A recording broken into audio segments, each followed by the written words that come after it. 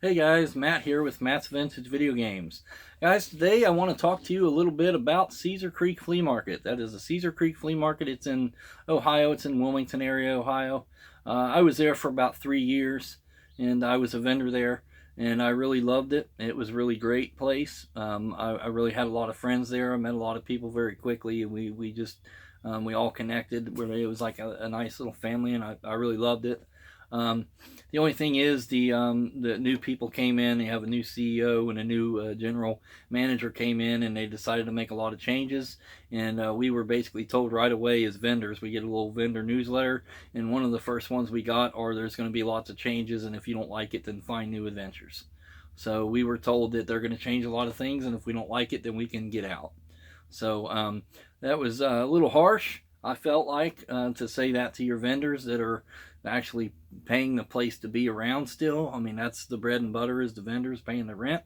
Um, so I got mad about that, but I kind of stuck that down in my stomach and put it away and said, well, that's not a very good way to go about business, but I'm going to keep on keeping on, and we'll see how it goes. But it was apparent after several months, I think 4 or 5 months maybe, after all the changes starting being implemented, that they were changing the fundamentals of the way that the place operated. They were bringing new people in that were getting huge discounts in rent. And I don't want to go into specifics of names. Some of the people there are actually a good friend of mine that's getting a huge discount in rent. So no disrespect to him at all. He's doing what he has to do, and I'm glad for him. But it just kind of why does this person get to come in and pay 35% of their gross, and this person gets to come in and get half rent? Oh, and the other guy down the hall gets half rent. Oh, and the other person here, they get half rent, but I'm paying full rent, and all of my people around me are all paying full rent. I don't understand that, but hey, that's what they do, right? That's their business, and if we don't like it, we can get out. So that's really cut me down right there. And then just the point that they changing the parking, they're changing everything. Most of the business, like the outside business, all the outside vendors, was set up on the side of the market so that everybody could see it coming up State Route 71, Interstate 71, which probably has tens of thousands of cars every day that drive by on a Saturday and Sunday, especially a lot of traffic. So they see, hey, something's going on over there. Maybe we want to stop and go see that, or at least it shows, hey, look, we're operating, we're having a lot of excitement and a lot of activities going on around here. So they took all of that excitement and activity and moved it away from the 71 side, and they said specifically that they would like to see more activity on the State Route 73 side. Now that's fine, except we're comparing a creek to a river. You understand? The amount of traffic that goes up 71 is incredibly different than the amount of traffic that goes up 73. And the people that are going up 73, in my opinion, are probably going from point A to B. Most are going from point A to B on 71, but at least there's so much traffic that it's a good possibility that somebody's going to see that and say, hey, we need to stop there, or hey, we're going to come back and stop there later on. But when you take all the traffic away from that side, when you take all of your vendors, all of your excitement, all your atmosphere, and you leave it a blank, empty parking lot, now when people go up 71 and they look over, they probably think Cedar Creek is dead. So I am here to tell you that Cedar Creek is not dead. They are operating, even though you're going to pay $2 to get in there and you're going to be done in a half an hour or 40 minutes at the most. They are open. So if you really, really want to go up there, that's great. But I got to tell you, there's two other big flea markets around. One of them, which is still owned by the company of Cedar Creek, so I wouldn't go there. But anyway, there's two big flea markets that you pay the same amount of money to get into, and you got things to do for hours, and there's all kinds of deals on every corner. The Cedar Creek is going down the tubes, and I hate to see it because there's still a lot of really good people that are still up there and that are continue to stay up there, and they're all struggling. And I know they're struggling. As vendors, we talk to each other often. We talk about business, we talk about finances, we talk about the rent, we talk about everything. Believe that. All of your vendors and all these flea markets, if we get along, we speak to each other and we express our concerns. and everybody is hurting. There's people that have been there for 30 years plus, and they have devoted their life to this place, and they're failing. Their business is failing, and they're about ready to leave, or they are leaving. People are leaving by the droves, and I mean vendors are packing their merchandise and leaving. People that have been there for years and years. The one friend of mine that did follow me to my new location, a good friend of mine, and he says, yeah, I'm going to go tell them today. I'm going to give them 2 weeks notice, you know. And I said, yeah, go, you know, do what you got to do, man. I'm not giving them nothing, you know. They look at what they've done for me, you know, the last 6 months, you know. But anyway, he did the right thing.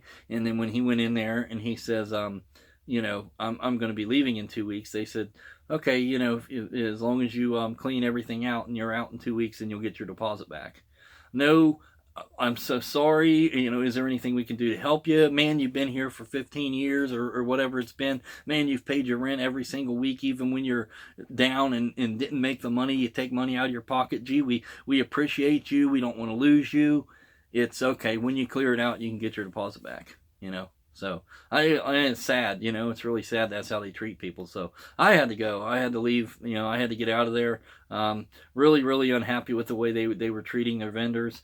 And they're bringing in new people that have, without making a big story out of it, had legal troubles already with the market. Instead of banning them, which he was already banned, he got brought back in now. And you know, that's a long story. I don't want to go into that. It's just crazy.